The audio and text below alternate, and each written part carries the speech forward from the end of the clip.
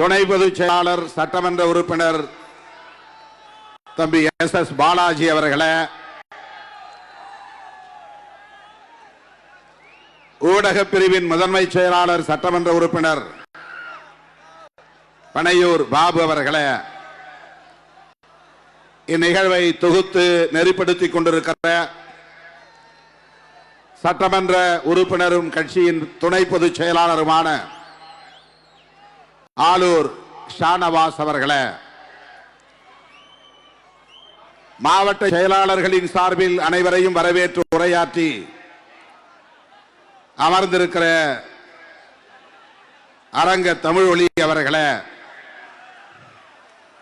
இந்த விழாவை வெற்றிகரமாக ஒருங்கிணைத்திருக்கிற சிதம்பரம் நாடாளுமன்ற தொகுதிக்குட்பட்ட மாவட்ட செயலாளர்கள் LK மணவாளன், அறிவுடை நம்பி, வீர திராவிடமணி, பாரா நீதிவள்ளல், மு செந்தில், இரா கதிர்வளவன், அங்கனூர் சிவக்குமார், ஆ கலையரசன், வழக்குரைஞர் ரத்னவேல் ஆகிய தோழர்களே, இந்த நிகழ்வில் நம்முடைய அழைப்பை ஏற்று வருகை தந்து இந்த நிகழ்வுக்கு சிறப்பு சேர்த்திருக்கிற, பெருமை சேர்த்திருக்கிற, பானை சின்னம் கண்ட மாண்புமிகு அமைச்சர் அண்ணன் MRK பன்னீர்செல்வம் அவர்களே,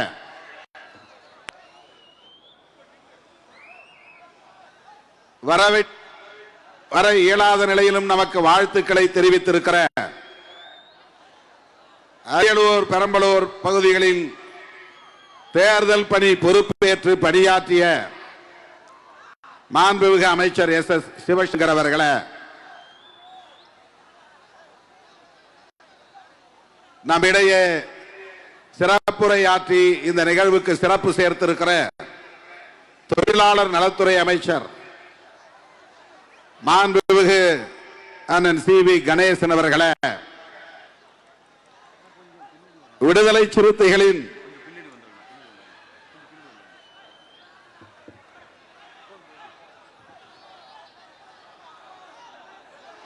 தம்பி அப்படியே அமைதியா இருங்க, அப்படியே இருங்க, உள்ள வர வேண்டாம், உள்ள வர வேண்டாம். தயவுசெய்து இவ்வளவு நேரம் கட்டுப்பாடு காத்ததை போல் இன்னும் ஒரு 10 நிமிஷம் கட்டுப்பாடு காக்க வேண்டாம். அப்படியே அப்படியே நில்லுங்க.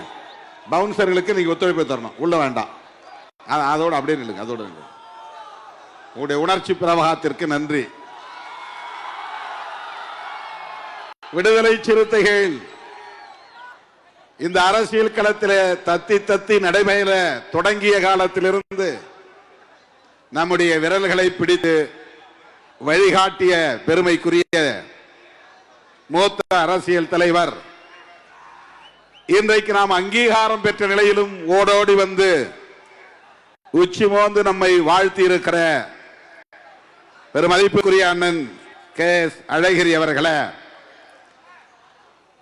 உரையாற்றி விடைபெற்று சென்றிருக்கிற இடதுசாரிகளோடு எப்போதும் இணைந்தே பயணிக்க வேண்டும் விடுதலை சிறுத்தைகள் என்று தமது விருப்பத்தை வாழ்த்துறையாக வழங்கி விடைபெற்று சென்றிருக்க தோழர் K பாலகிருஷ்ணன் அவர்களே, பேராசிரியர் KM காதர் மொய்தீன் அவர்களின் சார்பாக இங்கே வருகை தந்து நம்மிடத்திலே உரையாற்றி அமர்ந்திருக்கிற தோழர் அப்துல் ரஹ்மான் அவர்களே, அன்பு இளவெழுத்து வேல்முருகன் அவர்களின் சார்பாக இங்கே வருகை தந்து நம்மிடையே உணர்ச்சி மிகு உரையாற்றி அமர்ந்திருக்கிற அருமை சகோதரர் கனல் U கண்ணன் அவர்களே, தம்பி ஷானவாஸ் அவர்கள் சொன்னதை போல நம்மோடு தொடர்ந்து பயணிக்கிற, நம்மை போல் ஒரே களத்தில் பணியாற்றுகிற மனிதநேய மக்கள் கட்சியின் தலைவர் பெருமதிப்பிற்குரிய அண்ணன் பேராசிரியர் ஜவாஹிருல்லா அவர்களே, வைகோவின் போர்வாளாய் இன்று களத்திலே நின்று கருத்தியல் அடிப்படையில் இயங்கிக் கொண்டிருக்கிற தோழர், உரையாற்றி விடைபெற்று சென்றிருக்கிற மறுமலர்ச்சி திராவிட முன்னேற்ற கழகத்தின் பொருளாளர் செந்தில் அதிபன் அவர்களே, சிபிஐ கட்சியின் சார்பில் சிறப்புரை வழங்கி அமர்ந்திருக்கிற அக்கட்சியின் மாநில நிர்வாக குழு உறுப்பினர் தோழர் மணிவாசகம் அவர்களே, தமிழ்நாடு ஜமாத்துல் உலமா சபையின் தலைவர் மதிப்பிற்குரிய PA காஜா மொயினுத்தீன் பாக்கவி அவர்களே, மற்றும் இந்த நிகழ்வில் பங்கேற்று இதனை சிறப்பித்துக் கொண்டிருக்கிற மாநில மண்டல பொறுப்பாளர்களே, உள்ளாட்சி பிரதிநிதிகளே, மாவட்ட ஒன்றிய நகர நிர்வாகிகளே, கண்ணு கெட்டிய தூரம் வரையில் கடலென திரண்டிருக்கிற என் உயிரின் உயிரான விடுதலை சிறுத்தைகளே, உங்கள் அனைவருக்கும் என்னுடைய பணிவார்ந்த வணக்கத்தை தெரிவித்துக் கொள்கிறேன். இந்த துண்டறிக்கையில் வெளிச்சம் இல்லையா? அப்ப அங்கே இருந்து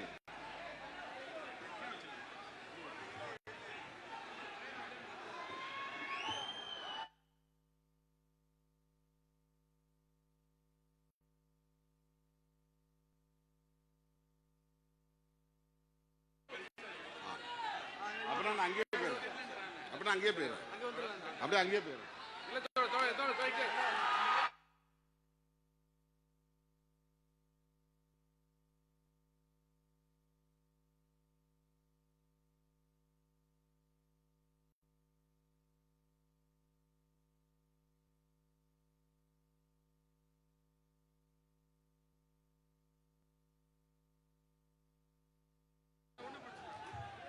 தோழர்களே, இந்த மைக் இன்னும் கொஞ்சம் சவுண்ட் அட்ஜஸ்ட் பண்ணுங்க. நீங்க யாரும் பின்னால் நிற்காதீங்க, போங்க போய் உட்காருங்க ப்ளீஸ். நீங்க பின்னால் நின்னா எனக்கு பேச்சு வராது, போய் உட்காருங்க. இன்னும் சவுண்ட் கொடுங்க. ஹலோ ஹலோ, கேக்குதா? கடைசியா கேக்குதா? பேசுறது கடைசியா கேக்குதா? இந்த துண்டறிக்கையில் மொத்தம் 275 பெயர்கள் இருக்கின்றன. உட்கார்ந்திருக்கிற இந்த நேரத்தில் படிச்சு பார்த்தேன், எண்ணி பார்த்தேன். 275 பெயர்களையும் தனித்தனியே விழிக்க வேண்டும் என்ற ஆசைதான். ஆனால் விடிந்து போய்விடும். 5 மணிக்கு வந்தவர்கள் இருக்கிறீர்கள், 6 மணிக்கு வந்தவர்கள் இருக்கிறீர்கள். கணக்கு பார்த்தால் ஏறத்தாழ 4.5 மணி நேரம் 5.5 மணி நேரமாக இங்கே அமர்ந்திருக்கிறீர்கள். ஒரு ஆள் கூட கலையில. அதுவும் என் தம்பிகள் கால் கெடுக்க நிற்கிறார்கள், இருக்கைகள் இல்லாமல் இங்கே நிற்கிறார்கள். கால் கெடுக்க 5.5 மணி நேரமாக நிற்கிற உங்களுக்கு என்னுடைய நன்றியை தெரிவித்துக் கொள்கிறேன். இந்த மேடையில் நிற்கிறவங்களுக்கு நன்றி கிடையாது.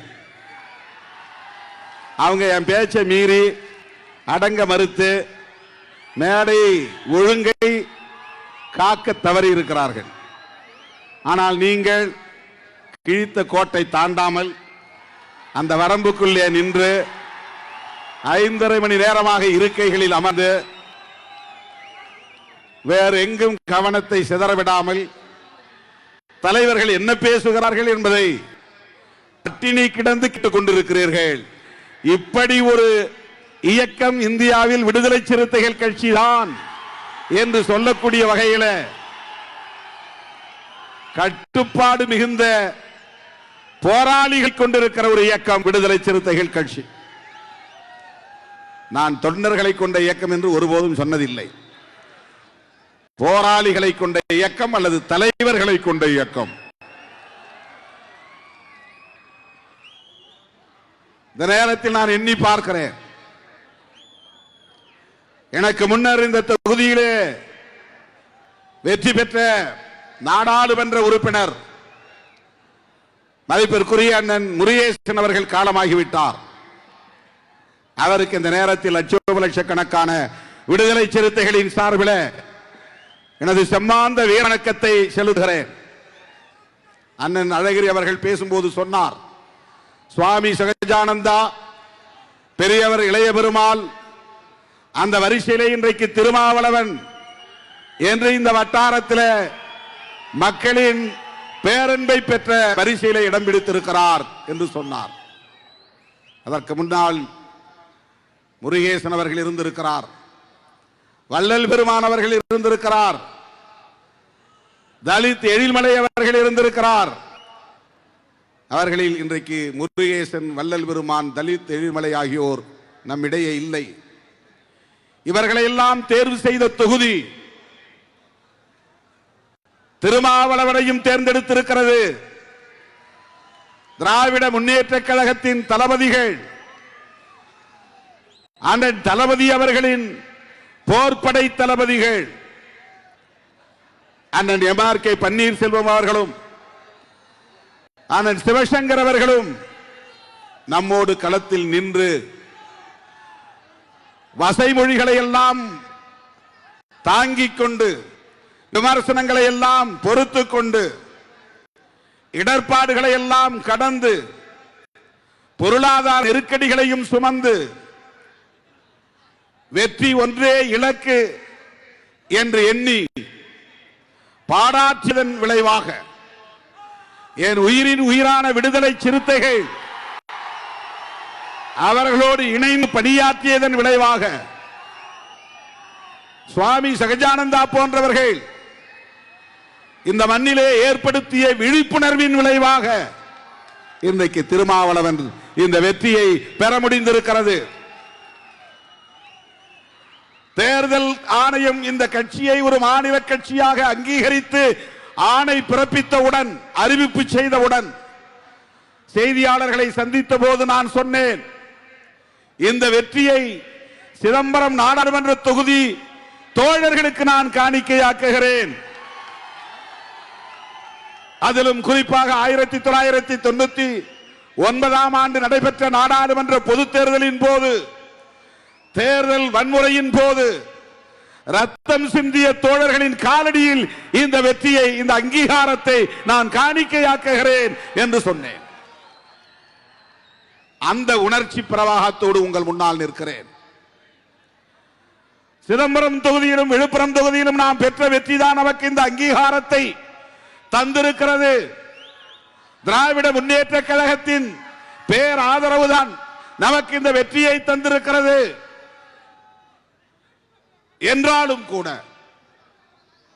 முதலாக பெருந்தலைவர், மக்கள் தலைவர் மூப்பனார் அவர்களின் நல்லாசியோடு இந்த களத்திலே நாம் காலடி எடுத்து வைத்த போது, களமிறங்கிய போது, கண்ணை கட்டி காட்டிலே விட்டதை போல எந்த திசை பக்கம் பயணிக்க வேண்டும் என்று கூட தெரியாத நிலையில், தேர்தல் வேலை செய்வதற்கு அரிச்சுவடி கூட கற்காத சூழலில் வன்முறைகளை எதிர்கொண்டோம், குருதி சிந்தினோம், குடிசைகளை இழந்தோம்,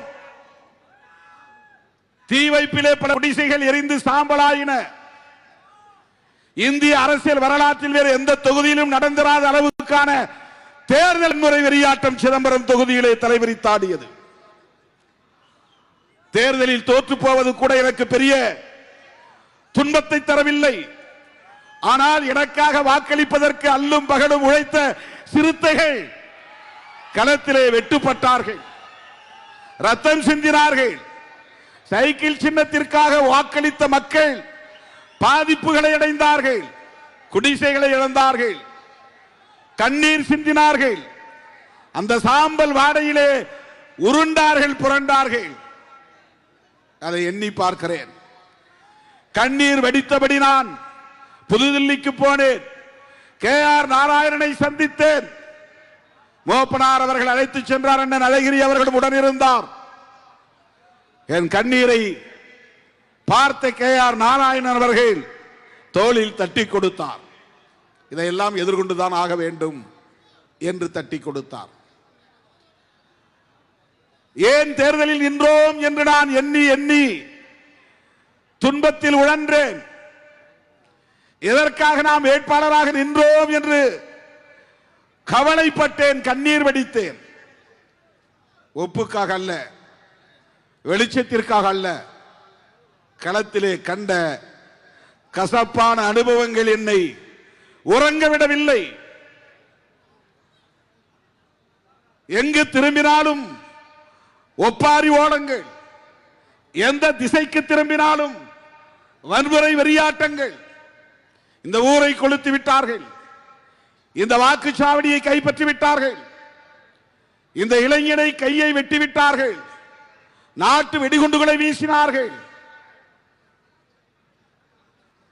இன்றைக்கு நான் எண்ணி பார்க்கிற போது என் உடல் சிலிர்க்கிறது. எப்படி அதை கடந்து வந்தோம் என்று நான் எண்ணி பார்க்கிறேன். ரத்தம் சிந்திய மக்களுக்கு நான் என்ன கைமாறு செய்ய போகிறேன் என்று இன்றைக்கும் எனக்கு குற்ற உணர்வு உறுத்திக் கொண்டே இருக்கிறது. காயம்பட்டவர்களுக்கு என்ன விடை சொல்ல போகிறேன் என்பது இன்றைக்கும் விடை தெரியாத ஒரு கேள்வியாகவே இருக்கிறது. கே.ஆர். நாராயணன் அவர்களை பார்த்தோம், குடியரசுத் தலைவர்களை சந்தித்தோம் என்கிற ஒரு ஆறுதல் தான். இனிமேல் தேர்தல் களத்திற்கே வரக்கூடாது என்ற ஒரு வைராக்கியம் எனக்குள்ளே உருவானது. 10 ஆண்டு காலம் தேர்தல் பாதையை புறக்கணித்தவன், விடுதலை சிறுத்தைகள் இயக்கத்தை உருவாக்கிய போது நான் தேர்தலை சந்திப்போம் என்று கனவிலும் எண்ணிக்கூட பார்த்தவன் இல்லை.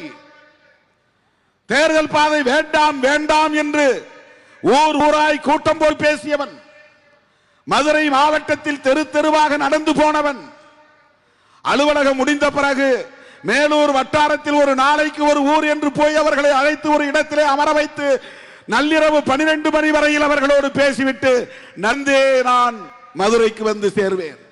அந்த இரவெல்லாம் எனக்கு உறக்கம் இருக்காது.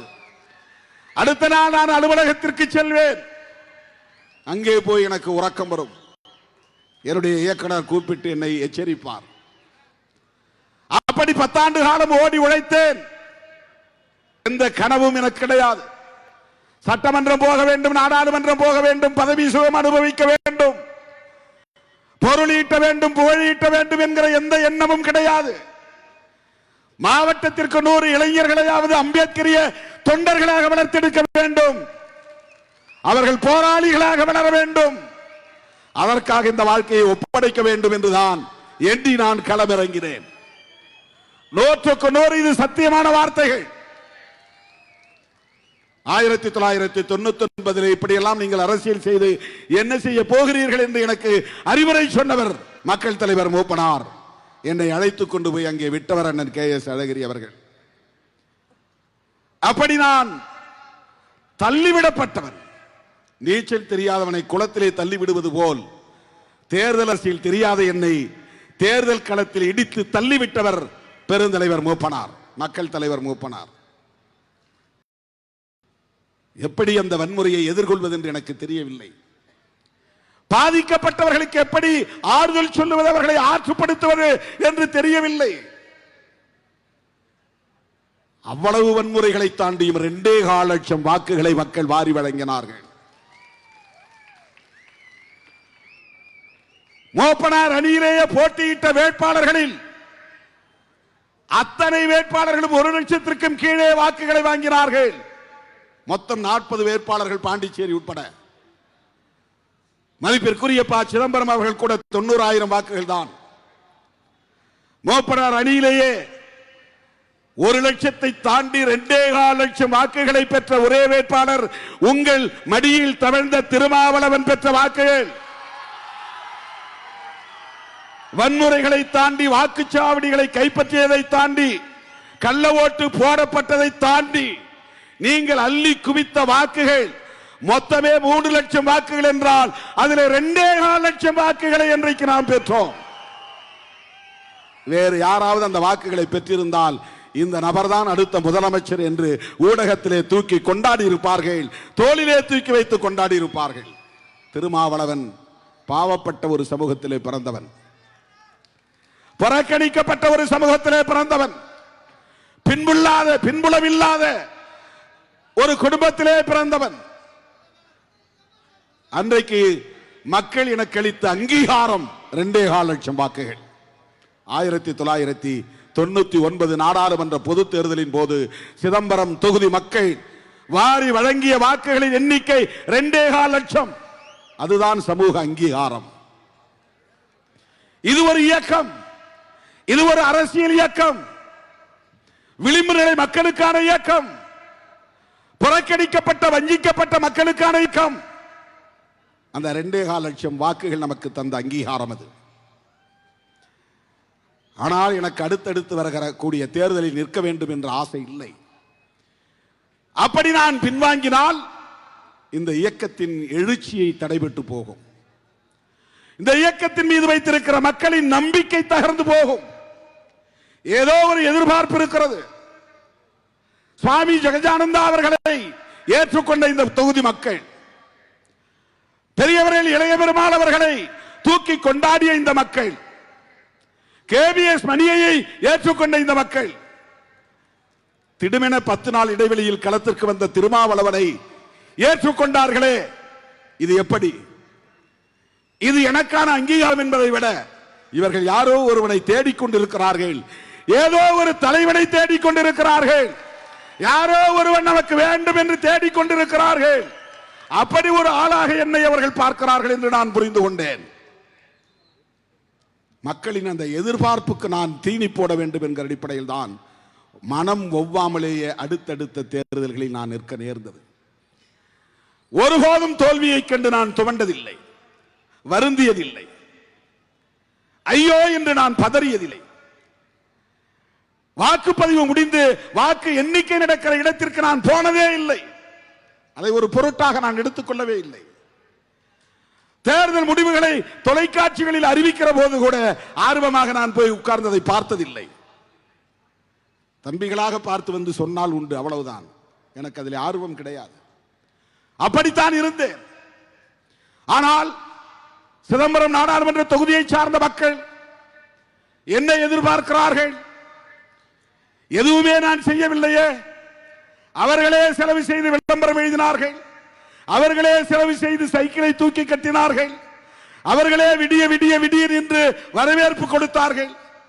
தமிழ்நாட்டிலேயே இந்தியாவிலேயே ஒரு தொகுதி விடிய விடிய விழாக்கோலம் பூண்டது என்றால் அது சிதம்பரம் நாடாளுமன்ற தொகுதிதான். 10 மணி என்கிற வரையறை கிடையாது. போலீஸ் வந்து சொன்னா கேஸ் போட்டுக்கையா, போயா, நாங்க என்ன ஜெயிக்க போறோம், கேஸ் போட்டுக்க.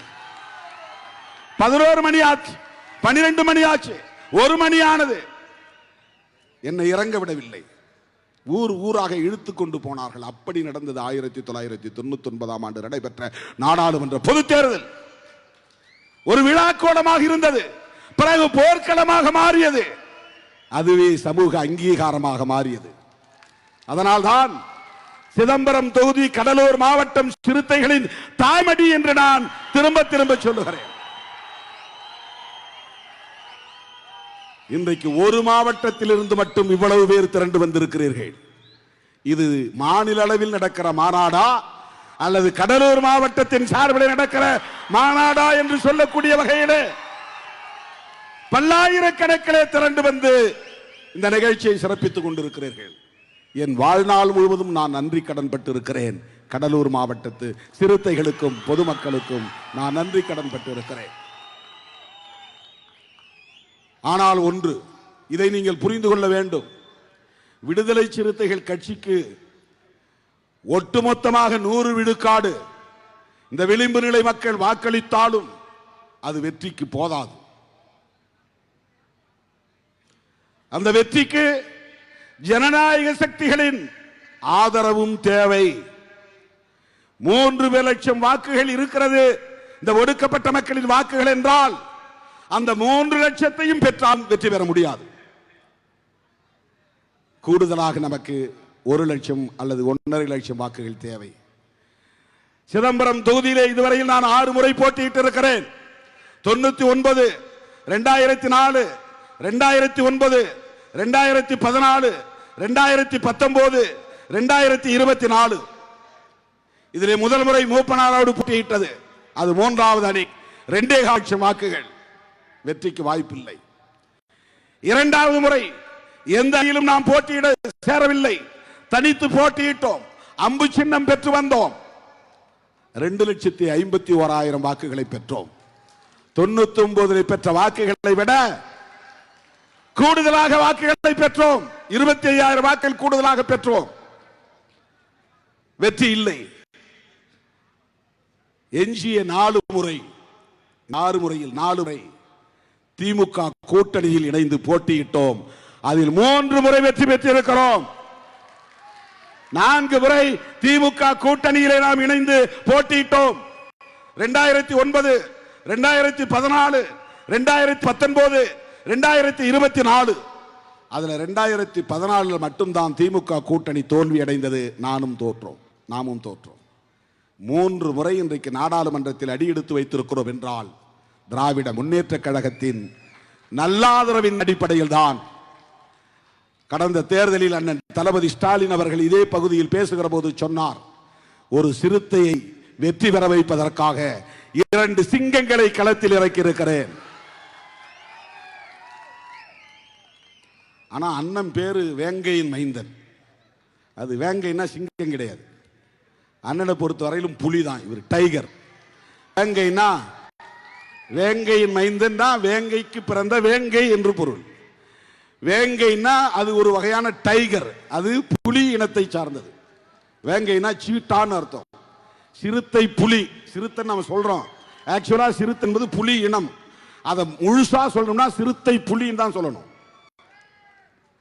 அண்ணன் பிரபாகரன் சொன்னார், உங்களுக்கு ஒரு உண்மையை சொல்றேன் அப்படின்னு சொன்னார். என்ன அப்படி? இந்த புலி படைக்குள்ளேயே ஒரு சிறுத்தை படையணி வச்சிருக்கிறேன், அது உங்க நினைவாதான் நான் வச்சிருக்கிறேன் சொன்னார். இது மற்றவங்க மாதிரி உடான்ஸ் கிடையாது, பீலா கிடையாது. இது 100க்கு 100 உண்மையான வார்த்தை. அண்ணன் அவர்கள் என்னை பக்கத்திலே வைத்துக் கொண்டு சொன்னார், புலி படையிலே ஒரு சிறுத்தை அணியை நான் வைத்திருக்கிறேன். அது உங்களை ஞாபகப்படுத்தக்கூடிய வகையில் தான். கிளாஸ் எடுக்கும் போதே உங்களை சொல்லி நான் பலமுறை பேசியிருக்கிறேன்னு அவர் என்கிட்ட சொல்லியிருக்கிறார். அந்த சிறுத்தை புலியை சீட்டான்னு சொல்லலாம், பேந்தர்னு சொல்லலாம். வேங்கை புலி, வேங்கைன்னா வேங்கை புலி. அந்த வகையில் பார்த்தா அவர் நம்ம இனத்தோடு தான் வருகிறார். சிறுத்தை புலி, வேங்கை புலி. அண்ணன் ஸ்டாலின் அவர்கள் அரியலூர் அரிமா சிவசங்கர், கடலூர் வேங்கையின் மைந்தன், இந்த 2 பேரையும் திருமாவளவன் என்கிற சிறுத்தை வெற்றி பெறுவதற்காக களத்தில் நிற்கிறார்கள் என்று சொன்னார். யோசிச்சு பாருங்க, 5 லட்சம் வாக்குகள் பெற்றோம் 2019. இப்பவும் 5 லட்சம் ஓட்டு தான் வாங்கியிருக்கிறோம். அப்பவும் 5 லட்சம் ஓட்டு தான்.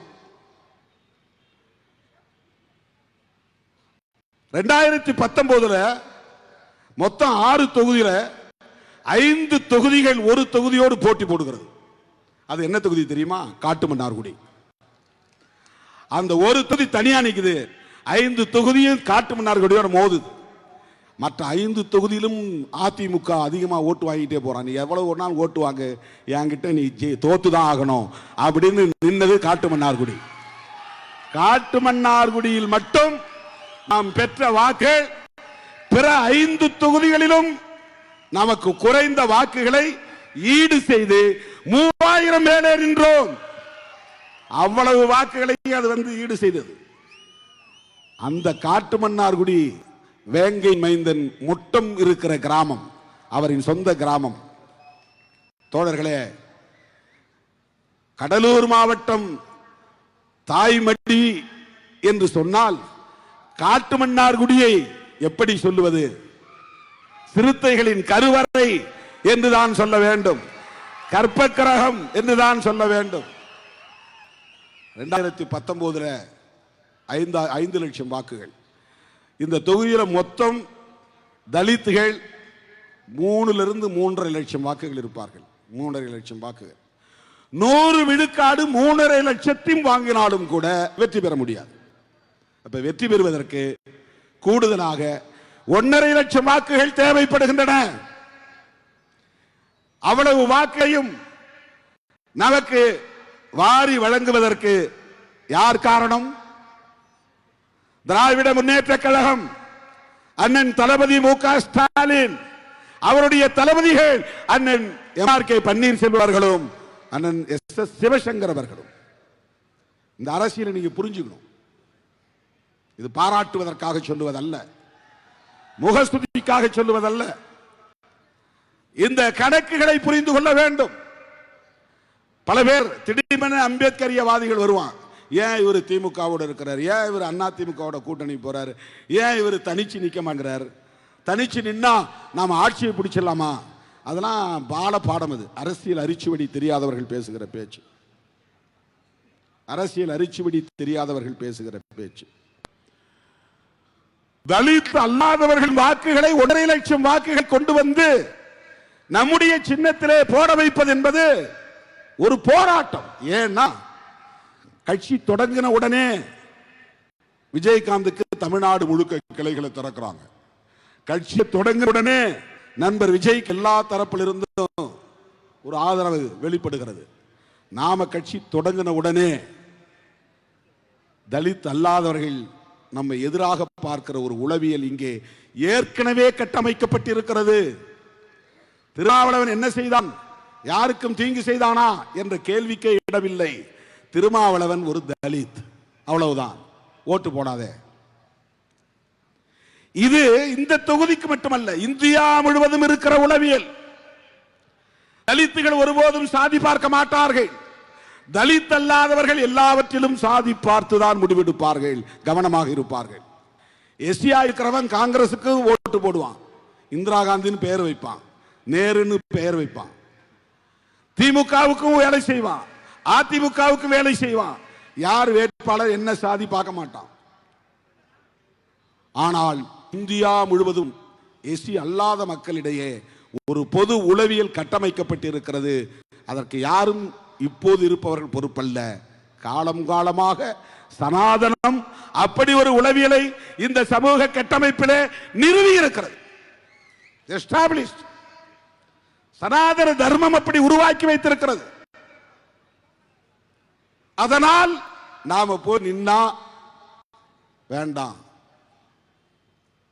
இந்த உளவியலை தகர்த்து இங்க பேசினார் அண்ணன். ஒரு நிமிஷம் தான் பேசினார். எவ்வளவு பேர் கவனிச்சுன்னு தெரியல. ஒரு 100,000 தடவை இந்த கருத்து சொல்லி இருப்பார். அதுக்கு என்ன பொருள் தெரியுமா? திருமாவளவன் 3 முறை வெற்றி பெற்றுட்டார். வெற்றி பெற்ற பிறகு இன்றைக்கு இந்த பகுதியில் அமைதி நிலவுகிறது. எல்லாம் சுதந்திரமா இன்னைக்கு வியாபாரம் பண்றான். காட்டு மன்னாருக்கு போறேன், கலர் கலரா லைட் எரியுது. இதெல்லாம் நான் திருமாவளவன் நான் போட வச்சான், காசா கொடுத்தான் திருமாவளவன். எப்படி அதெல்லாம் நடக்குது? ரொம்ப ஆழமான கருத்து அவர் சொல்றது என்னன்னா,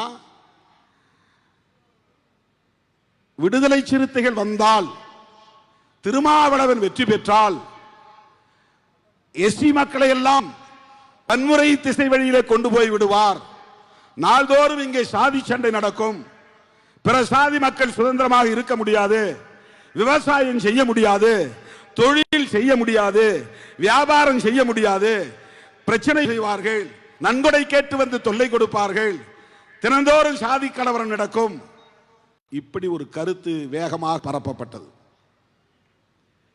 வேகமாக பரவியது. எந்த சாதிக்காரர்களாக இருந்தாலும் வணிகர்கள் பயந்தார்கள், எந்த சாதிக்காரர்களாக இருந்தாலும் விவசாயிகள் பயந்தார்கள், எந்த சாதிக்காரர்களாக இருந்தாலும் அரசு ஊழியர்கள் பின்வாங்கினார்கள். ஆனால் அந்த கருத்து மெல்ல மெல்ல மாறி இன்றைக்கு எல்லா சமுதாய மக்களும் திருமாவளவனை ஏற்றுக்கொள்ளக்கூடிய ஒரு நிலை வளர்ந்திருக்கிறது. அதுதான் இங்கே அண்ணன் அழகிரி அவர்கள் பேசியதும், அண்ணன் எம்.ஆர்.கே. அவர்கள் பேசியதும், அண்ணன் சி.வி. கணேசன் அவர்கள் பேசியதும் அதுதான். ஒரு காலத்தில் அப்படி தவறாக பிரச்சாரம் செய்யப்பட்டது. ஆனால் அப்படி நடந்ததா? திருமாவளவன் எம்பியான பிறகு ஒரு பாதுகாப்பு உணர்ச்சி நமக்கு ஏற்பட்டு இருக்கிறது. அதான் அவருடைய பிரச்சாரமே. அவர் பிரச்சாரமே அவ்வளவுதான். நீங்க ஓட்டு போடுங்க, ஒரு பிரச்சனையும் வர திருமாவளவனால. அவங்க தொண்டர்கள் அவர் சொல்றபடி கேட்பாங்க. உட்காருனா உட்காருங்க, நிற்குனா நில்லுன்னு நிற்பாங்க. அவங்க சொல்றபடி கேட்பாங்க. அவங்க எல்லாம் கொள்கை போராளிகளா வளருகிறார்கள். இதை இண்டோர் மீட்டிங்ல பேசுறார். டோர் டு டோர் போய் பேசினார், பொதுக்கூட்ட மேடைகளில் பேசினார். பல பேர் அவரை கடுமையாக விமர்சனமும் செய்தார்கள். சிவசங்கர் மேல கல்லே எடுத்து அடித்தார்கள், கட்டையை போட்டு மறித்தார்கள். அப்படிப்பட்ட நிலையில நம்முடைய கூட்டணியை சார்ந்தவர் அவர். அவருடைய வெற்றி திமுகவுக்கு கிடைத்த வெற்றி. அவர் மீதான விஷம பிரச்சாரம் தகர்க்கப்பட வேண்டும். தனிப்பட்ட முறையில் அவரோடு பழகுகிறோம், அவருடைய தொண்டர்களோடு பழகுகிறோம். அப்படி இல்லை, இதை முழுதாக உணர்ந்து முழுமையாக உள்வாங்கிக் கொண்டு மனப்பூர்வமாக தன்னோடு பணியாற்றக்கூடிய மற்ற தோழர்களையும் அப்படியே மேடையிலே பேசுவார். வண்டியில் போகும்போது நான் வர சொன்னேன், ஏன் வரல, ஏன் நீ லேட்டா வர, ஏன் இந்த ஏற்பாடு பண்ணல, ஏன் சும்மா வந்து நிக்கிற, எங்க சால்வ, ஏன் வரவேற்பு சிறப்பா இல்லை, திருமாவளவரை நாங்கள் அனுப்பிச்சு வைக்கிறோம்ல, நீ நின்று அங்கே வரவேற்கணும் இல்லையா?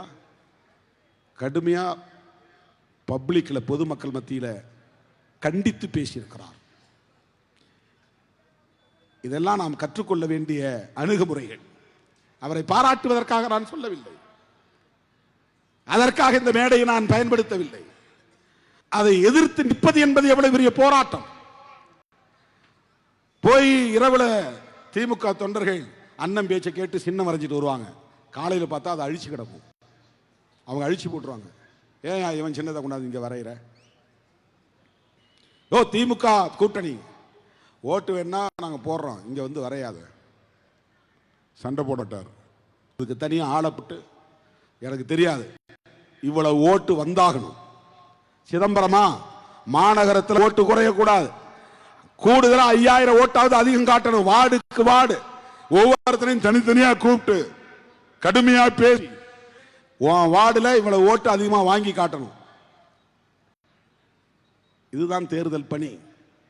இப்படியெல்லாம் களத்தில் மனப்பூர்வமாக இறங்கி விடுதலை சிறுத்தைகள் வெற்றி பெற வேண்டும், திருமாவளவன் மீண்டும் வெற்றி பெற வேண்டும், நாடாளுமன்றத்திற்கு செல்ல வேண்டும் என்று திராவிட முன்னேற்ற கழகத்தின் தளபதிகளும் இங்கே பணியாற்றியதன் விளைவாகத்தான் தோழர்களே நாம் இந்த வெற்றியை ஈட்ட முடிந்தது.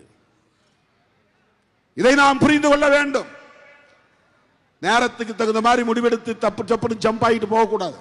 அப்படி ஒரு வெற்றி என்ன செய்ய போறோம்? நாம உடனே இந்த கூட்டணி வேண்டாம், அடுத்த கூட்டணி, அங்க போனா வரலாம், இங்க போனா வரலாம். அந்த சராசரி அரசியல்வாதிகள் அல்ல சிறுத்தைகள், சராசரி அரசியல்வாதிகள் அல்ல. அப்படி களத்திலே 4 முறை திமுக கூட்டணியை போட்டியிட்டு 3 முறை நாம் வெற்றி பெற்றிருக்கிறோம். இதை நன்றி பெருக்கோடு இங்கே நான் பதிவு செய்ய கடமைப்பட்டு இருக்கிறேன். அண்ணன் எம்.ஆர்.கே. பன்னீர்செல்வம் அவர்களுக்கும் அமைச்சர் சிவசங்கர் அவர்களுக்கும் அவரோடு களத்தின்ற திராவிட முன்னேற்ற கழக தொண்டர்களுக்கும் எல்லாவற்றுக்கும் மேலாக தளபதி மு.க. ஸ்டாலின் மாண்புமிகு முதல்வர் அவர்களுக்கும் லட்சோப லட்சக்கணக்கான விடுதலை சிறுத்தைகளின் சார்பில் நன்றி சொல்ல கடமைப்பட்டிருக்கிறேன்.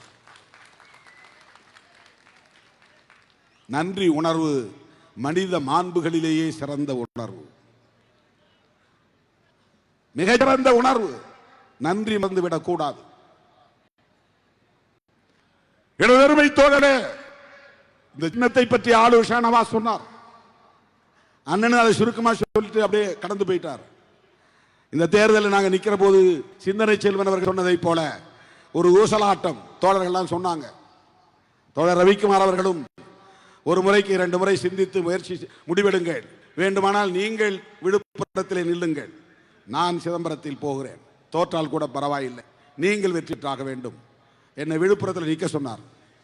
நான் இவங்கள்கிட்ட வந்து சொல்லிட்டேன், நான் அப்படி இதெல்லாம் மாற மாட்டேன், ஜெயிக்கணுங்கிறதுக்காக உங்களை பள்ளிக்கடாவாக்க மாட்டேன், நான் தோற்றாலும் பரவாயில்லை, நீங்கள் வெற்றி பெற வேண்டும்.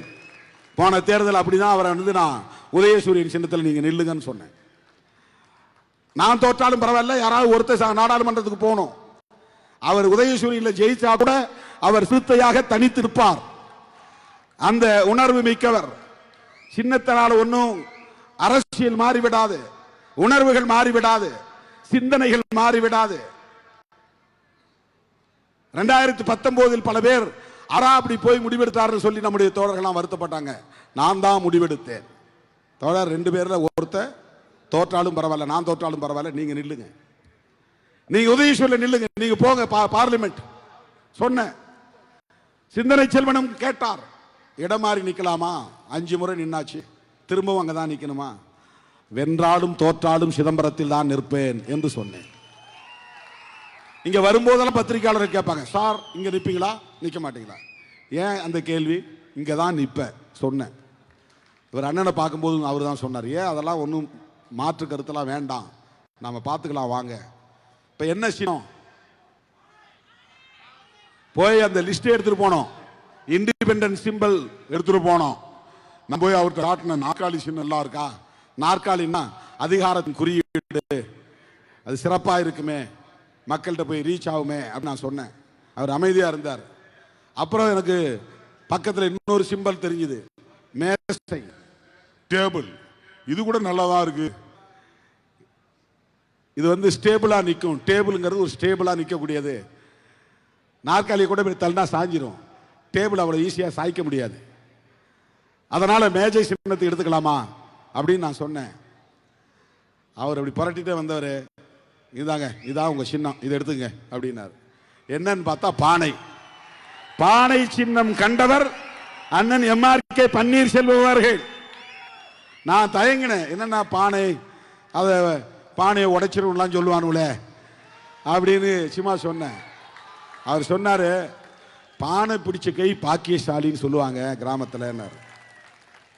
இப்ப பாருங்க, அக்னி செட்டியை வரையணும்னாலும் பானையை போட்டு தான் ஆகணும். அக்னி செட்டியை வரையணும்னாலும் அவன் வரைகிறவன் அந்த தம்பி திருமாவளவனை நினைச்சுக்கிட்டு தான் பானையை போட்டு அப்புறம் அதுக்கு சுவாலை போடணும். தேர்தல் ஆணையம் எப்படி ஒரு இன்டர்லாக்கிங் பண்றான் பாருங்க. வன்னியர் சமூகமும் ஆதி திராவிடர் சமூகமும் ஒன்றுதான், ஒற்றுமையாக இருக்க வேண்டும். அக்னி செட்டி வன்னியர் சமூகத்துக்குரியது, பாமகவுக்குரியது அல்ல. அக்னி செட்டி வன்னியர் சமூகத்திற்குரியது, பாமகவுக்குரியது அல்ல, வன்னியர் சமூகத்திற்குரியது. அவங்க அதை கையாளுறாங்க. விடுதலை சிறுத்தைகளின் சின்னம் பானை, அது அக்னி பானை, இது அறிவு பானை, அன்ன பானை. அறிவும் வேணும், அக்னியும் வேணும். உடம்புல எப்பவும் ஒரு சூடு இருக்கணும், சூடு குறைஞ்சிடக்கூடாது. சூடு சரணை கெட்டவன் யாரும் சொல்லக்கூடாது. ஆகவே அக்னியும் வேணும், அறிவும் வேணும். இப்ப நமக்கு தேர்தல் ஆணையமே இந்த சமூகங்களுக்கு இடையில ஒரு நல்லுறவை, நல்லிணக்கத்தை உருவாக்கக்கூடிய வகையில் இவ்வளவு காலம் முதல்ல சைக்கிளில் நின்னோம். அப்புறம் 2001 உதயசூரில் நான் முதல்ல ஜெயிச்சேன். அப்புறம் 2004 அம்பு சின்னம், 2006 மணி சின்னம், 2006 இருந்து நான் உறுதியா உடும்பு பிடியா நின்றுட்டேன். இனிமே தனி சின்னத்தை தான் நிக்கிறது, தோத்தாலும் பரவாயில்லை. 2006 நான் திட்டக்குடி தொகுதியில் நிக்கிறதா இருந்தேன். கூட இருக்கிறவங்க விருப்பத்தை உணர்ந்து நான் என்னுடைய முடிவுகளை மாற்றிக்கிறது பலவை உண்டு. அப்படி நான் மாற்றிருக்கிறேன். அப்போ தோழர் ரவிக்குமாருக்கு நான் முதல்ல சொல்லிட்டேன், உங்களுக்கு காட்டுமன்னார் அப்படின்னு. அதிலிருந்து நான் பின்வாங்க முடியாது. செல்வம் கேட்டார், சரி உங்களுக்கு திருப்பெரும்புதூர் இருக்க, இல்லை எனக்கு வேண்டாம், இங்கே தானே இருப்பேன். அவர்கிட்ட நான் சொல்லலை. அவர் என்ன நினச்சி கேட்டார்னா, எனக்கு நீங்கள் மங்களூரை கொடுத்துட்டீங்கன்னா நீங்கள் காட்டுமன்னார்குடியில் போய் நில்லுங்கன்னாரு. நான் அதை ரவிக்குமாருக்கு சொல்லிட்டேன்னா அவர்கிட்ட நான் சொல்லலை. கடைசி நேரத்தில் நான் நிற்கிறதே வாபஸ் வாங்கிட்டு நீங்கள் போய் நில்லுங்க, நான் பரவாயில்ல, ரவிக்குமார் காட்டுமன்னார்குடியில் நிற்கட்டும், நீங்கள் நில்லுங்க. கடைசி நிமிடத்தில் நான் அந்த முடிவு எடுத்த யாருக்குமே தெரியாது. அப்போ நம்ம தருமபுரி கோவிந்தெல்லாம் எழுதார், அரூரில் நீங்கள் நில்லுங்க, என்னங்க நீங்களே நிற்கலைன்னா நான் இப்படி. அவர் நான் நிற்கல, கட்சியை உருவாக்குனது நீங்க, கஷ்டப்படுறது நீங்க நில்லுங்கன்னாரு. இல்லை இல்லை நீங்கள் போங்க, உங்கள் பேரை அறிவிச்சு நீங்கள் போங்க. முகையோருக்கு சிந்தனை செல்வன் போங்க, சீர்காழிக்கு உஞ்சை அரசன் போங்க.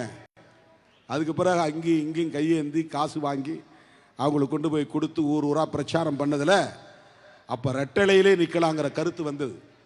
தோழர்கிட்ட அந்த எண்ணம் இருந்தது. MN நடராஜன் என்ற வலியுறுத்தினார். ஜெயலலிதா அம்மாவும் சொன்னாங்க, ஏன் ரெட்டலையில் நிற்கக்கூடாதான்னாங்க. உங்கள்கிட்ட தெளிவாக சொன்னேன், நாங்க ஜெயிச்சாலும் தோத்தாலும் தனி சின்னத்திலே நிக்கிறோம். தனி சின்னத்தில் நின்று நாங்க ஜெயிச்சா அங்கீகாரம் பெற வாய்ப்பு இருக்கிறது. அப்போது தொடங்கிய போராட்டம். எங்க கட்சியும் அங்கீகாரம் பெற வேண்டும். ஜெயலலிதா அம்மா சொல்லும் போது சொன்ன, உங்களால பாமகவுக்கு அங்கீகாரம் கிடைத்தது, உங்களால மதிமுகவுக்கு அங்கீகாரம் கிடைத்தது, உங்களால விடுதலை சிறுத்தைகள் கட்சிக்கும் அங்கீகாரம் கிடைக்கட்டும். அதனால எங்களுக்கு கூடுதலா சீட்டு கொடுங்க. ஒரு 7 தொகுதியில் நாங்க ஜெயிச்சோம்னா எங்களுக்கு அங்கீகாரம் கிடைச்சிரும். அப்படி கேட்ட, அங்கீகாரம் வேண்டும், அதற்கு கூடுதல் இடம் வேண்டும், தனி சின்னத்தில் நிற்கிற சுதந்திரம் வேண்டும். அப்படி போராடி 10 தொகுதியை பெற்று தனி சின்னத்திலே நின்று கடலூர் மாவட்டத்தில் மட்டும் 2 தொகுதிகளில் வெற்றி பெற்றோம். மறுபடியும் கடலூர் வரலாறு, சாதனை வரலாறு. சிறுத்தைகளின் வரலாற்றில் கடலூர் மாவட்டத்திற்கு பொன்னெழுத்துக்களால் பொறிக்கப்படக்கூடிய சிறப்பிடம் உண்டு. மங்களூர் திட்டக்குடி ஜெயிச்சது, காட்டுமன்னார்குடி ஜெயிச்சது, மணி சின்னம். அப்புறம் 2009 டிஎம்கேவோட வந்துட்டோம். அப்போ கலைஞர் உதயசூரியில் நிற்க சொன்னார். நான் சொன்னேன், ஐயா நாங்கள் தனி சின்னத்திலே நிற்கிறோம், சிரமமா இருக்குமே. பரவாயில்லைங்க ஐயா. அதுக்கப்புறம் அவர் ஒன்றும் சொல்லலை. உச்ச நீதிமன்றம் போய் வழக்கு தொடுத்து 10-15 நாள் இடைவெளியில் இருக்கும் போது ஸ்டார் சின்னம் வாங்கிட்டு வந்தோம். அதுதான் இங்க இருக்குது முன்னால ஸ்டார் சின்னம். அப்போது இனக்கொலை கொடூரமாக அங்கே முள்ளிவாய்க்காலில் நடந்து கொண்டிருந்த சூழல். பிரச்சாரம் செய்யவே மனசு இல்லை. 2 தொகுதியும் வேண்டான்னு போய் கலைஞர் நான் சரண்டர் பண்ணிட்டேன். அவர் எனக்கு அறிவுரை சொன்னார். பிரபாகரன் விவரம் தெரியாமலா களத்தில் நிற்கிறார், எப்படி இந்த போராட்டம் போய் முடியும் என்று அவருக்கு தெரியும். அந்த களத்தில் பின்வாங்காமல் போராடுகிற அந்த வீரத்தை பாருங்கள். நீங்க எலெக்ஷனில் நிற்கிறது போய் இவ்வளவு தூரம் யோசிக்கிறீங்களே, நின்று ஜெயிச்சுட்டு அந்த மக்களுக்காக போய் நாடாளுமன்றத்தில் பேசுங்க, ஈழத் தமிழர்களுக்காக பேசுங்கள், நில்லுங்கள், வெற்றி பெறுங்கள் என்று பிரபாகரன் அவர்களை பாராட்டி நான் ரவிக்குமார் 2 பேர் தான் நிற்கிறோம். அண்ணன் தளபதி பக்கத்தில் நிற்கிறார். அந்த கட்டில்ல உட்கார்ந்துக்கிட்டு 10 நிமிஷம் பேசினார். அண்ணன் பிரபாகரன் அவர்களின் வீர தீரத்தை பாராட்டி பேசினார். ராஜீவ்காந்தி எப்படி பிரபாகரனை பாராட்டினார் என்று எங்களிடத்தில் அன்றைக்கு சொன்னார். நான் இப்படியெல்லாம் வரலாற்றில் படித்ததும் இல்லை, கேள்விப்பட்டதும் இல்லை. என்ன வீராதி வீரனாய் இருக்கிறார் பிரபாகரன் என்று ராஜீவ்காந்தியை பாராட்டினார். அப்படிப்பட்ட ஒரு வரலாற்றுக்கு சொந்தக்காரர் பிரபாகரன் என்று கலைஞர் அன்னைக்கு என்கிட்ட நான் வேண்டான்னு சரண்டர் பண்ணும்போது சொன்ன வார்த்தை. ரவிக்குமார் அதற்கு சாட்சியம் சொன்னார். அதை நான் கட்டுரையாவே எழுதியிருக்கிறேன். அப்படி அந்த தேர்தலே நாம் உதய ஸ்டாரில் நின்று ஜெயிச்சோம். 2009க்கு பிறகு 2011 திமுக கூட்டணி மெழுகுவர்த்தி சின்னம் என்று கருதுகிறேன். 2014 திமுக கூட்டணி மோதிரம் சின்னம். கலைஞர் இங்கே மேடையில் பேசினார் சிதம்பரத்தில். திருமாவளவன் வெற்றி பெற வேண்டும், அவருக்கு நான் திருமணம் செய்து வைப்பேன், அந்த உணர்வோடு இந்த கணையாழியை அவருக்கு வெற்றி பரிசாக தாருங்கள் என்று அந்த மேடையிலே பேசினார். 2016 தனியே நிற்க வேண்டிய சூழல் வந்தது. மறுபடியும் மோதிரம் சின்னத்தில் நின்றோம். மணி சின்னம், மெழுகுவர்த்தி சின்னம், மோதிரம் சின்னம். பிறகு 2019 நான் மட்டும் பானை சின்னம். 2லும் வெற்றி பெற்றோம்.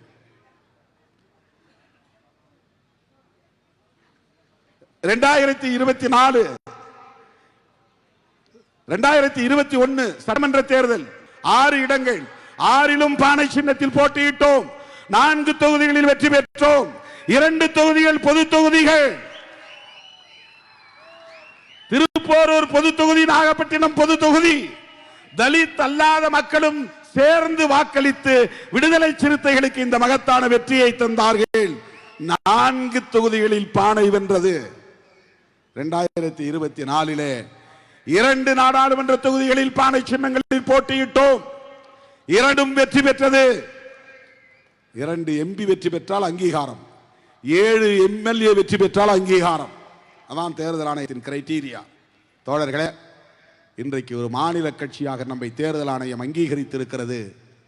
இந்த அங்கீகாரத்திற்கு இவ்வளவு நீண்ட நெடிய போராட்டம், அந்த போராட்டத்தில் நமக்கு துணை நின்றவர்கள் மேடையில் அமர்ந்திருக்கிறார்கள். திராவிட முன்னேற்ற கழகத்தின் தலைவர்கள், காங்கிரஸ் பேர் இயக்கத்தின் தலைவர்கள், இடதுசாரிகளின் தலைவர்கள், இஸ்லாமிய கட்சிகளின் தலைவர்கள், வேல்முருகன் அவர்களின் தலையிலான கட்சி, இவ்வளவு பேரும் இணைந்து நமக்கு நல்ல ஆதரவு வழங்கியது அடிப்படையில் தான் நாம் இன்றைக்கு ஒரு மாநில கட்சியாக அங்கீகாரம் பெற்றிருக்கிறோம்.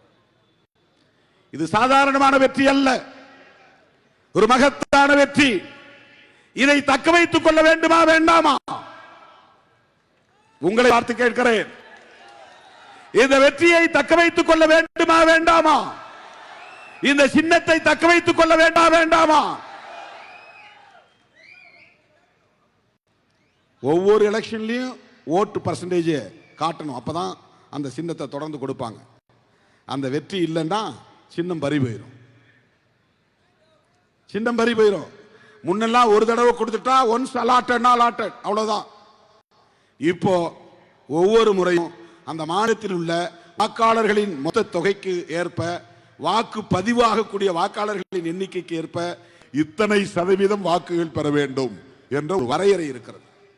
அல்லது இத்தனை இடங்களில் வெற்றி பெற வேண்டும் ஒரு வரையறை இருக்கிறது. அல்லது இத்தனை நாடாளுமன்ற தொகுதிகளில் வெற்றி பெற வேண்டும் ஒரு வரையறை இருக்கிறது. அதில் தொடர்ந்து நாம் அந்த வரையறைகளை நிறைவு செய்யவில்லை என்றால் ரெகக்னிஷன் போயிடும், மாநில கட்சி என்கிற அங்கீகாரம் போயிடும். மாநில கட்சி என்கிற அங்கீகாரத்தை பெறுவது என்பது எல்லா தரப்பு மக்களும் விடுதலை சிறுத்தைகள் கட்சியை ஒரு அரசியல் கட்சியாக ஏற்றுக்கொள்வது என்று பொருள். ஒரு சாதி சங்கமாக பார்க்கவில்லை, குறிப்பிட்ட சமூகத்தினருக்கு எதிரான இயக்கம் என்று பார்க்கவில்லை. எல்லா சமூகத்தை சார்ந்த ஜனநாயக சக்திகள் நம்மை ஏற்றுக்கொண்டார்கள் என்று பொருள். கருவை தோழர்களே, ஒன்றை சொல்லி நான் நிறைவு செய்ய விரும்புகிறேன். அப்படிப்பட்ட ஒரு அங்கீகாரத்தை நாம் யாரோடு களத்தில் நின்று கைகோர்த்து வென்றெடுத்தோமோ அவர்களோடு தொடர்ந்து பயணிக்க வேண்டியதும் ஒரு வரலாற்று கடமை. கொள்கை அடிப்படையில் முடிவுகளை எடுத்து நம்முடைய நம்பகத்தன்மையை தக்க வைத்துக் கொள்ள வேண்டும். ஆங்கிலத்தில் கிரெடிபிலிட்டி என்று சொல்வார்கள். அந்த ஜமாத்துல் உலமா சபையின் தலைவர் சொன்னார், நான் ஒரு வார்த்தையில் திருமாவளவனை பற்றி சொல்றேன், திருமாவளவன் நல்லவர் என்று சொன்னார். அதை சொல்லிட்டு சொன்னார், எல்லா சமூகத்தினரின் நம்பகத்தன்மையை பெற்றிருக்கிறார். அதே போல அண்ணன்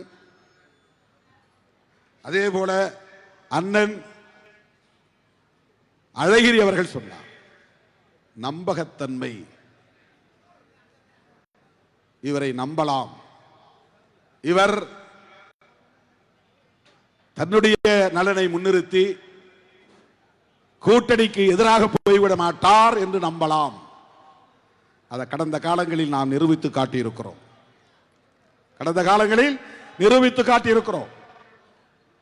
அந்த நம்பகத்தன்மையை தக்க வைத்துக் கொள்வது. அதனால்தான் நான் திரும்ப திரும்ப சொல்ல வேண்டியிருக்கிறது. ஏன் இவர் திரும்ப திரும்ப சொல்றாருங்கிறாங்க. ஏன் சொல்லுகிறோம்னா, நம்ம மேல ஒரு சந்தேகத்தை ஒரு கும்பல் திரும்ப திரும்ப உருவாக்கி கொண்டே இருக்கிறது. இந்த சந்தேகத்தை உடைக்க வேண்டி இருக்கிறது. கிறிஸ்தவர்களுக்காகவும் இஸ்லாமியர்களுக்காகவும் குரல் கொடுக்கக்கூடிய இயக்கம் இந்த இயக்கம். கிறிஸ்தவர்களுடைய நம்பகத்தன்மையை நாம் பெற்றிருக்கிறோம், இஸ்லாமியர்களுடைய நம்பகத்தன்மையை நாம் பெற்றிருக்கிறோம். இந்த தொகுதியில் நமக்கு இந்த வாக்குகளை எல்லாம் வாரி வழங்கியதில் திமுக கூட்டணிக்கு காங்கிரஸ் பேரியக்கமே இன்றைக்கு 105 இடங்களில் அகில இந்திய அளவில் வெற்றி பெற்றிருக்கிறது என்றால் இஸ்லாமியர்களும் கிறிஸ்தவர்களும் தலித்துகளும் பழங்குடி மக்களும் தான் இந்த அணியை வெகுவாக ஆதரிக்கிறார்கள். இதுதான் இன்னைக்கு இருக்கிற democratic alliance. Schedule cost, schedule tribes, Muslims, Christians, இந்த 4 சமூக தொகுதிகள் தான் அகில இந்திய அளவிலே ஜனநாயக தொகுதியாக காங்கிரசின் தலைமையிலான இந்தியா கூட்டணியையும் திமுக தலைமையிலான மதசார்பற்ற முற்போக்கு கூட்டணியையும் தொடர்ச்சியாக வெற்றி பெற வைக்கிறது. போன முறை 55 இடத்துல இருந்த காங்கிரஸ் இந்த முறை 105 இடத்துக்கு வந்துருச்சு. இந்த வெற்றிக்கு யார் காரணம்? முஸ்லிம் சமூகம், கிறிஸ்தவ சமூகம். அவர்கள் ஓட்டு போட வேண்டும் என்பதற்காக நாம் பேசவில்லை. நாம் எப்படி அரசமைப்பு சட்டத்தை உயர்த்தி பிடிக்கிறோமோ அப்படி செல்லும் இடமெல்லாம் ராகுல் காந்தியும் காங்கிரஸ் தலைவர்களும் அரசமைப்பு சட்டத்தை பாதுகாப்போம் என்கிறார்கள். வக்ஃப் திருத்த சட்டத்தை கொண்டு வந்திருக்கிறார்கள் இஸ்லாமியர்களை பலவீனப்படுத்த. ஆனால் உண்மையில் அரசமைப்பு சட்டத்தை நீர்த்து போக செய்வதற்காகத்தான். இதுதான் அம்பேத்கரிய பார்வை, இதுதான் பெரியாரிய பார்வை, இதுதான் சிறுபான்மை மக்களின் பார்வை, இதுதான் இந்தியா கூட்டணியின் பார்வை, இதுதான் அண்ணன் தளபதி ஸ்டாலின் அவர்களின் தலைமையிலான மதசார்பற்ற முற்போக்கு கூட்டணியின் பார்வை. சனாதன சக்திகளை இந்த மண்ணில் வேரூன்றி விடக் கூடாது, விரட்டி அடிக்க வேண்டும். அதில் அண்ணன் தளபதி ஸ்டாலின் உறுதியாக இருக்கிறார். அவருக்கு ஊசலாட்டம் இருந்திருந்தால் நம்மோடெல்லாம் அவர் தொடர்ந்து கைகோர்த்து பயணிக்க வாய்ப்பில்லை. அவர் பெரியாரின் மடியில் தவழ்ந்தவர், அண்ணாவின் அரவணைப்பில் வளர்ந்தவர், கலைஞரின் வழிகாட்டுதலில் வளர்ந்தவர். அதனால்தான் அவரோடு நாம் கைகோர்த்து நிற்கிறோம். விடுதலை சிறுத்தைகள் அவர் மீது கொண்டிருக்கிற அந்த நம்பகத்தன்மைதான் திமுகவுக்கும் இந்த சமூகத்தில் ஒரு நம்பகத்தன்மை இருக்கிறது. எனது அருமை தோழர்களே, 2026 திராவிட முன்னேற்ற கழகத்தின் தலைவர் அண்ணன் தளபதி அவர்கள் முதலமைச்சராக வேண்டும் என்பதை விட நான் மாற்றி சொல்ல விரும்புகிறேன். அவர் முதலமைச்சராக வேண்டும், அதை விட குறுக்கு வழியிலே, கொல்லைப்புற வழியிலே அதிமுக தோளிலே சவாரி செய்து இந்த மண்ணில் மதவெறி அரசியலை வளர்த்தெடுப்பதற்கு உத்திகளை வகுத்துக் கொண்டிருக்கிற பாஜக உள்ளிட்ட சனாதன சக்திகள் வலிமை பெற்றுவிடக் கூடாது. அதை வீழ்த்த வேண்டிய பொறுப்பு விடுதலை சிறுத்தைகளுக்கு இருக்கிறது என்ற நம்பிக்கையோடு நாம் களம் காண்போம். இது யாருக்கு இந்த பொறுப்பு இருக்கிறது இல்லையோ, யாரால் முடியுமோ முடியாதோ, இந்த பொறுப்பு விடுதலை சிறுத்தைகளுக்கு இருக்கிறது என்பதை நாம் உணர்ந்து கொள்ள வேண்டும். வீழ்த்த வேண்டிய பொறுப்பு, விரட்டி அடிக்க வேண்டிய பொறுப்பு, சனாதன சக்திகளுக்கு இந்த மண்ணிலே இடமில்லை என்பதை உறுதிப்படுத்த வேண்டிய பொறுப்பு என் உயிரின் உயிரான விடுதலை சிறுத்தைகளுக்கு உள்ளது. அப்படித்தான் நாம் ஒரு சேலஞ்சாக, சவாலாக இந்த தேர்தலை எதிர்கொள்ள போகிறோம். யாரால் பாஜக அணி தோற்றது என்று வரலாறு எழுதுவார்களே, ஆனால் சிறுத்தைகள் அப்போதே சவாலாக இதை ஏற்றுக்கொண்டார்கள். சிறுத்தைகளால் அவர்கள் வீழ்ந்தார்கள் என்று வரலாறு பதிவாக வேண்டும். இது நாம் மேடைக்காக பேசவில்லை, ஏற்கனவே சாதித்து விட்டு தான் பேசுகிறோம். கடந்த நாடாளுமன்ற சட்டமன்ற பொது தேர்தலில் திமுக அணியில் போட்டியிட்ட ஒவ்வொருவரும் மனப்பூர்வமாக சொன்ன வார்த்தை, திருமாவளவன் நாங்கள் வாக்கு பெட்டி எண்ணிக்கொண்டு வருகிற போதே பார்க்கிறோம், இவிஎம் பெட்டியை எடுக்க எடுக்க உங்க பகுதி வீசிக்காய் இருக்கிற பகுதி வருகிற போதுதான் 400 வாக்குகள் மொத்தம் என்றால் 300 வாக்குகள் சூரியனை விடுகிறது, 350 வாக்குகள் இடதுசாரி கட்சிகளின் சின்னங்களில் விழுகிறது, காங்கிரசின் கைகளில் விழுகிறது. கொத்து கொத்தாக சிறுத்தைகளின் வாக்குகள் இந்த கூட்டணியில் விழுந்தன, சிறுத்தைகள் இடம்பெறும் அணிக்கு விழுந்தன. ஏற்கனவே அதை நாம் வரலாறாக பதிவு செய்திருக்கிறோம். ஆக இன்னும் நம்பிக்கை இருக்கிறது. 2026 நம்மால் இதே போல ஒரு மகத்தான வரலாற்று சாதனையை படைக்க முடியும். மதவாத அரசியலை உயர்த்தி பிடிக்கிற கும்பலை விரட்டி அடிக்க முடியும். அவர்களை தோளில் சுமக்க வேண்டாம் என்று அதிமுகவுக்கு, அதுவும் ஒரு திராவிட கட்சி என்கிற நம்பிக்கையின் அடிப்படையில் ஒரு வேண்டுகோளாகத்தான் வைக்கிறோம், அறிவுரையாக சொல்லவில்லை. கூட்டணியில் சேருகிற கட்சிகளை நீர்த்து போக செய்கிற உத்திகளை கையாளுகிற ஒரு அரசியல் இயக்கம்தான் பாரதிய ஜனதா கட்சி. முதல்ல திமுகவை வீழ்த்தாது, அதிமுகவை கரைய வைக்கும். அப்படி ஒரு நிலை அதிமுகவுக்கு வந்துவிடக்கூடாது என்ற கவலை. உங்கள் ஓட்டை அவர்கள் வங்கி எங்கள் ஓட்டு இது என்றவர்கள் சொல்லி உங்களை பின்னுக்கு தள்ளுகிற அரசியல் எதிர்காலத்தில் நிகழ்ந்துவிட வேண்டாம்.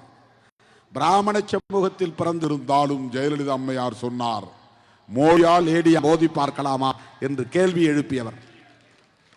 அவர்களை இந்த மண்ணில் வரவிடாமல் தடுப்பதிலே கலைஞரின் பங்கு எவ்வளவு முக்கியத்துவமாகிறதோ அப்ப ஜெயலலிதாவின் பங்கும் குறிப்பிடத்தக்கதாக இருந்தது. அதை யாரும் மறுத்துவிட முடியாது.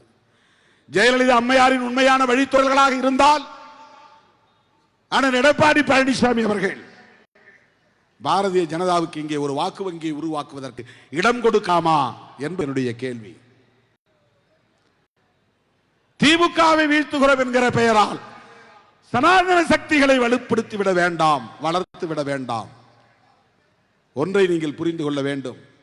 எத்தனை நடிகர்கள் கட்சியை தொடங்கினாலும் தமிழ்நாட்டு மக்கள் விவரமானவர்கள், புத்திசாலிகள், அரசியல் விமர்சனங்களை செய்யக்கூடிய அளவுக்கு ஞானம் பெற்றவர்கள். அவ்வளவு எளிதாக மாய வலையில் சிக்க மாட்டார்கள். தமிழ்நாட்டு மக்கள் 2026 திமுக தலைமையிலான மதசார்பற்ற முற்போக்கு கூட்டணிக்குத்தான் வெற்றியை வழங்குவார்கள். இதை சாதித்து காட்டுகிற பொறுப்பு விடுதலை சிறுத்தைகளுக்கு உண்டு. இதை செய்து காட்டுவோம். அதற்கு முன்னதாக தேர்தலை கடந்து ஒரு அறைகூவல் விடுத்திருக்கிறேன், ஒரு அறிவிப்பு செய்திருக்கிறேன். வழக்கம் போல கடலூர் மாவட்டம் வந்து குவிய வேண்டும். திருச்சிராப்பள்ளியிலே நடைபெறவிருக்கிற மே 31 நடைபெறவிருக்கிற மதசார்பின்மை காப்போம் மாபெரும் மக்கள் எழுச்சி பேரணி, முன்பு தேசம் காப்போம் பேரணி, இப்போது மதசார்பின்மை காப்போம் பேரணி. இது புரட்சியாளர் அம்பேத்கரின் கனவு கொள்கை. அவர் எழுதிய அரசமைப்பு சட்டத்தின் உயிர் மூச்சு கோட்பாடு. அந்த மதசார்பின்மைக்கு ஆபத்து. வக்ஃப் திருத்த சட்டம், குடியுரிமை திருத்த சட்டம், ஜம்மு காஷ்மீர் உடைப்பு, 370 அரசமைப்பு சட்ட உறுப்பு எண் நீக்கம், முத்தலாக் சட்டம், எல்லாம் அரசமைப்பு சட்டத்திற்கு எதிரான தாக்குதல். செக்குலரிசம் என்கிற மதசார்பின்மைக்கு எதிரான தாக்குதல். எனவே சேவ் செக்குலரிசம், இதுதான் நம்முடைய முழக்கம், இதுதான் நம்முடைய ஹேஷ்டாக். இந்த எஞ்சிய நாட்கள் 20 நாட்கள் பம்பரமாக நீங்கள் சுற்றி சுற்றி பணியாற்ற வேண்டும். ஒன்றியமாக செயற்குழு கூட்டங்களை நடத்த வேண்டும். நீலச்சட்டை அணிந்து வர வேண்டும். பெண்கள் அவர்களுக்கான சீருடையை ஏற்கனவே அறிமுகப்படுத்தி இருக்கிறோம். அந்த சீருடையில் வர வேண்டும். வாய்ப்புள்ள தோழர்கள் அம்பேத்கரை போல நீலம் நீளம் அணிந்த கோட்டு சூட்டோடு வர வேண்டும். நான் நீலச்சட்டை கோட் சூட்டு வரப்போகிறேன். நீல பேண்ட், நீல கோட்டு, வெள்ளை சட்டை, சிவப்பு டை. ஆனால் முறுக்கிய மீசை அம்பேத்கர் போல அல்ல. அது அம்பேத்கர் ஸ்டைல், இது சிறுத்தைகளின் ஸ்டைல். எனவே நாளைக்கே நீங்க எல்லாம் டைலரை போய் பார்க்கணும். வாய்ப்புள்ளவங்களா கோட் சூட்டோட வரணும். 10,000 அம்பேத்கர்கள் திருச்சி மாநகரத்தில் நடந்தார்கள் என்று சொல்லக்கூடிய வகையில் ரவிக்குமார் அவர்களும் சரி, சிந்தனை செல்வன் அவர்களும் சரி, வாய்ப்புள்ளவர்கள் எல்லாம் கோட்டு சூட்டோடு வர வேண்டும். மே 31 இந்தியாவை திருச்சியை நோக்கி, தமிழ்நாட்டை நோக்கி திரும்பி பார்க்க வைக்கிற ஒரு மகத்தான மக்கள் அணிவகுப்பு, மக்கள் படை அணிவகுப்பு. எதற்காக? 2026 தேர்தலுக்காக அல்ல, பேரம் பேசுவதற்காக அல்ல, எங்கள் சக்தி இதுதான் என்று காட்டுவதற்காக அல்ல, சனாதன கும்பலுக்கு எச்சரிக்கை விடுப்பதற்காக. நீங்கள் நினைப்பது போல் தமிழ்நாடு இளிச்சவாயர்களின் தேசம் இல்லை. இது பெரியார் மண். இது புரட்சியாளர் அம்பேத்கரின் அரசியலால் பக்குவப்படுத்தப்பட்ட மண். பெரியாரின் உற்ற நண்பர், உயிர் நண்பர் புரட்சியாளர் அம்பேத்கரின் அரசியலால் பதப்படுத்தப்பட்ட, பக்குவப்படுத்தப்பட்ட மண். இடதுசாரி அரசியலால் பண்படுத்தப்பட்ட மண். சிறுபான்மையினரின் மாண்புகளால் பாபர் மசூதி இடிக்கப்பட்ட போது வட இந்திய மாநிலங்கள் எல்லாம் இந்து முஸ்லிம் கலவரம் வந்துச்சு. தமிழ்நாடு மட்டும்தான் அமைதி பூங்காவாக இருந்தது. அதற்கு இஸ்லாமியர்களின் மாண்பும் ஒரு காரணம், இந்துக்களின் பண்பாடும் ஒரு காரணம். இந்துக்கள் நல்லவர்கள். இந்துத்துவ அஜெண்டாவை பேசுகிற பிஜேபி ஆர்எஸ்எஸ் இந்துக்களுக்கே ஆபத்தானவர்கள், இந்து சமூகத்திற்கே ஆபத்தானவர்கள். நாம் எதிர்ப்பது இந்துத்துவ ஆன்மீக அரசியலை அல்ல, பிஜேபியின் இந்துத்துவ நச்சு அரசியலை எதிர்க்கிறோம். இந்துத்துவ ஆன்மீகம் என்பது வேறு, இந்துத்துவ அரசியல் என்பது வேறு. பிஜேபி ஆர்எஸ்எஸின் மக்கள் விரோத அரசியலை எதிர்க்கிறோம்.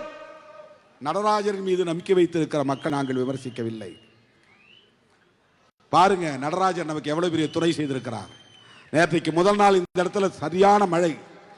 இப்ப சிந்தனை செல்வி சொன்னார் சேத்திய தோப்புல மழைன்னு. நான் சொன்னேன், நாம இங்க இருக்கிறவர்களும் மழை வராது, இயற்கை நமக்கு துணை நிற்கும். நம்ம நந்தனோ நடராசனோ யாரோ நமக்கு துணை இருக்கிறார்கள். தில்லை நடராசனோ அல்லது திருநாளை போவார் நந்தனோ நமக்கு துணை இருக்கிறார்கள். நான் ஏறி வண்டியில உட்கார்ந்த பிறகுதான் மழை வரும். எல்லா இடங்களிலும் அப்படிதான். சேலத்தில் மட்டும்தான் நாம் நிகழ்ச்சி நடக்கும் போதே மழை பெய்தது, என்னால் பேச முடியாம போச்சு. இதுவரையிலும் மழை பெய்வதற்கான எல்லா சூழலும் அமைந்து நம்ம நிகழ்ச்சி முடிஞ்ச பிறகுதான் மழை பெய்யும். தோழர்களே, இந்த மகத்தான விழாவில் நன்றி சொல்லுகிற விழாவாக நாம் நடத்துகிற இந்த நிகழ்வில் நம்முடைய அழைப்பை ஏற்று வருகை தந்த மாண்புமிகு அமைச்சர்கள் உள்ளிட்ட அனைத்து தலைவர்களுக்கும் உங்களின் சார்பில் இந்த நேரத்தில் நான் நெஞ்சார்ந்த நன்றியை தெரிவித்து, மண்டல வாரியான சந்திப்புகளுக்கு நான் 8ஆம் தேதி சென்னையிலும் 10ஆம் தேதி வேலூரிலும் 13ஆம் தேதி திருச்சி மதுரை திருச்சியிலும் 14ஆம் தேதி சேலம் கோவையிலும் 15ஆம் தேதி விழுப்புரத்திலும் பங்கேற்க இருக்கிறேன். 31ஆம் தேதிக்கு தயாராகுங்கள். திருச்சி மாநகரம் மட்டுமல்ல, தமிழ்நாடே குலுங்கட்டும், அந்த பேரணி இந்திய அரசியலின் கவனத்தை ஈர்க்கட்டும் என்பதை சொல்லி என்னுடைய அழைப்பை ஏற்று வருகை தந்த அத்தனை பேருக்கும் இந்த நேரத்தில் நான் எனது நெஞ்சார்ந்த நன்றியை தெரிவித்து, வாக்களித்த சிதம்பரம் விழுப்புரம் நாடாளுமன்ற தொகுதி மக்கள் அனைவருக்கும் அங்கீகாரத்தை ஈட்டி தந்த ஜனநாயக சக்திகள் யாவருக்கும், சிறுபான்மையினர் உள்ளிட்ட யாவருக்கும், லட்சோப லட்சக்கணக்கான விடுதலை சிறுத்தைகளின் சார்பில் மீண்டும் ஒருமுறை நெஞ்சார்ந்த நன்றியை தெரிவித்து விடைபெறுகிறேன்.